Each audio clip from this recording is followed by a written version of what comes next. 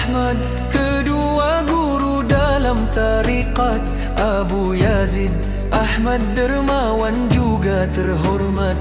Muiz ad-dunya, adil dicintai rakyat. Mahmud, pewaris yang amanah. Zainal Abidin ketiga, putera Khoja Ahmad Muhammad.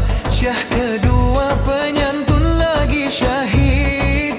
Al-Kamil syuhada, cerdas juga pemurah. Adlullah yang terjaga marwah. Wahai Sultan, pendahulu mulia, kami bersyukur atas jasa dan cita. Warisanmu kobarkan semangat suci, kami penerusmu menjaga